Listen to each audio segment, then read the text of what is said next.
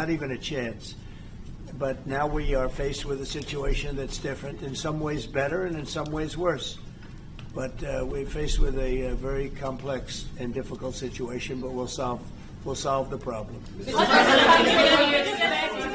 refugees get from Gaza, out of Gaza? If not Jordan, Egypt, what other countries you think might accept Palestinians from Gaza? Well, I think Jordan and Egypt will. I know they've spoken about it with you, and they say they're not going to accept. I say they will. But I think other countries will accept also. I think that Gaza maybe is a demolition site right now. If you look at Gaza, it's all, there's hardly a building standing, and the ones that are going to collapse. You can't live in Gaza right now, and I think we need another location. I think it should be a location that's going to make people happy. You look over the decades, it's all death in Gaza. This has been happening for years. It's all death. If we can get a beautiful area to resettle people permanently in nice homes and where they can be happy and not be shot, not be killed, not be knifed to death like what's happening in Gaza. And right now you have in Gaza a very dangerous situation in terms of explosives all over the place, in terms of tunnels that nobody knows who's in the tunnel. The whole thing is a mess.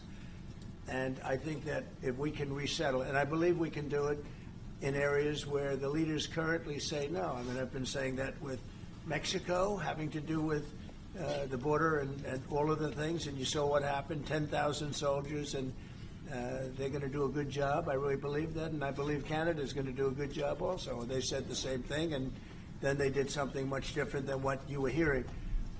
This is a very, very difficult situation, but we're going to get it solved. I don't think people should be going back to Gaza. I think that Gaza has been very unlucky for them. They've lived like hell. They lived like you're living in hell. Gaza is not a place for people to be living. And the only reason they want to go back, and I believe this strongly, is because they have no alternative. What's the alternative? Go where? There's no other alternative. If they had an alternative, they'd much rather not go back to Gaza and live in a beautiful alternative that's safe. Mr. President,